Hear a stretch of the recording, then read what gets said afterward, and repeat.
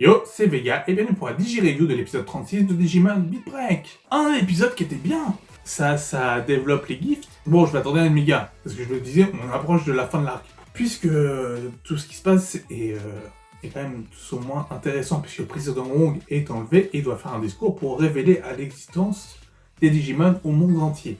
Miharu envoie un Sapotama, son Sapotama, à Tomoro pour qu'il la rejoigne. À ce moment-là, forcément qu'il se faisait filer depuis un moment, j'imagine, puisque Meto et Kanon sont présents, comme la Team Rocket. Je sais, Joss me l'a dit, il m'a dit, tu vois, Meto et Kanon, c'est un peu comme la Team Rocket. Et c'est exactement ça, ils sont arrivés, ils auraient pu mettre le générique en disant « Zone de retour pour vous jouer un mauvais tour ».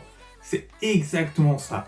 Et l'équipe dit « Bon, bah, on va les occuper, toi, Tomoro, fonce voir Miharu. C'est important, le président Wong est kidnappé, les Digimon vont être révélés au monde entier. » C'est un peu problématique, même s'ils n'aiment pas vraiment les méthodes de l'Union mondiale. Tomoro arrive à s'enfuir et va dans l'appartement de Miharu. Il voit une pièce, donc une photo de sa sœur et de la sœur de Tomoro. Tomoro, il n'a pas de sœur, enfin, a priori, à moins qu'ils inventent une sœur cachée à un moment donné.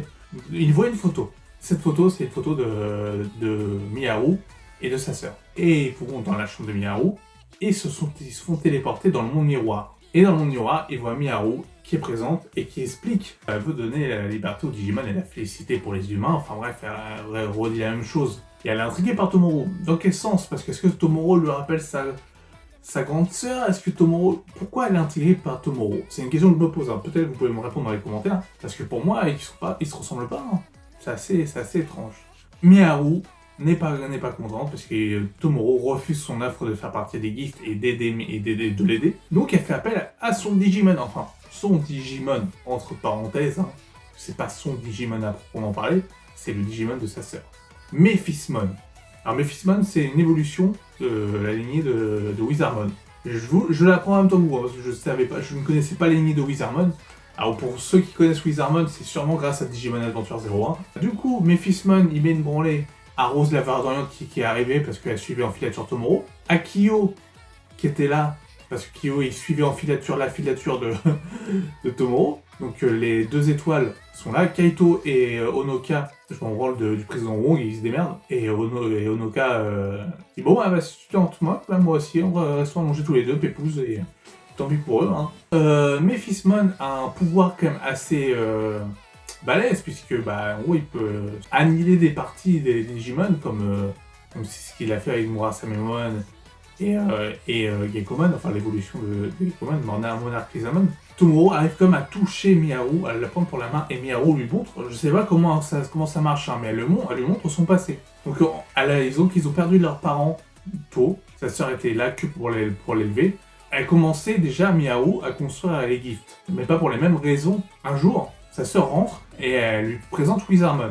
Et elle dit, je vais aller avec Wizardmon à l'Union mondiale, et on va leur dire, bah vous revenez, on va présenter tous les Digimon. Elle s'est fait traiter de folle, entre guillemets, et elle s'est fait enlever Wizardmon.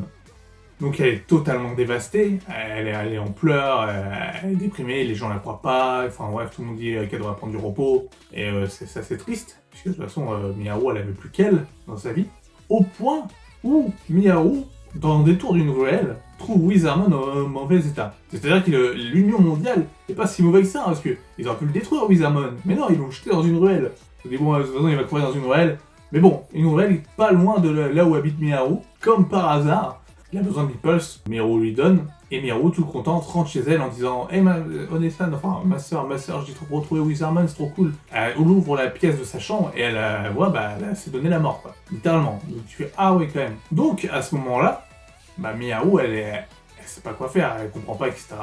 Et Wizardmon se digivolve en Mephismon, et lui dit, entre guillemets, de reprendre les rênes pour dire au monde entier l'existence des Digimon, et elle se fait un peu contrôler par Mephismon, même si ses intentions ne sont pas mauvaises à la base.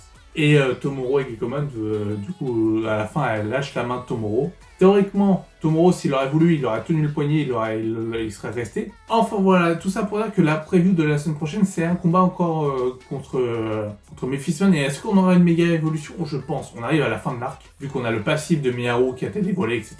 Miharu qui va changer de camp, Wong qui va être libéré probablement. Et comme ça, il va pouvoir continuer ses magouilles, et du coup, ça sera le prochain arc sur Wong et sur les 5 étoiles. et une première méga évolution. D'ailleurs, est-ce que Mephisma n'est pas un Digimon de niveau méga, d'ailleurs? C'est possible. Non, c'est un Digimon de niveau ultime. Mais bref, du coup, il est quand même sacrément balèze pour un Digimon de niveau ultime. Si il se bat, je pense que ce sera par un Digimon de niveau méga. Donc les deux prétendants pour moi sont Tomoro et Kyo. A votre avis, pour vous, vous préférez voir lequel, Kyo ou Tomoro pour l'instant? C'est à peu près tout ce que j'ai à dire sur cet épisode. En conclusion, un épisode sympathique, qui était touchant même. Les choses s'accélèrent, on n'aura pas assez développé les gifts et les conséquences sur le monde entier des gifts, puisque les gifts est une organisation à l'échelle mondiale. Sauf que ça s'était mis trop en retrait. Voilà, c'est juste ma seule remarque de négatif que je pourrais dire sur les gifts. Donc voilà, bah, écoutez, portez-vous bien, hydratez-vous, c'est important parce qu'il fait chaud. Et nous on se retrouve lundi prochain pour l'épisode 37 de Digimon Beat Break. C'était Vega, n'hésitez pas à liker, à booster la vidéo. Ciao ciao.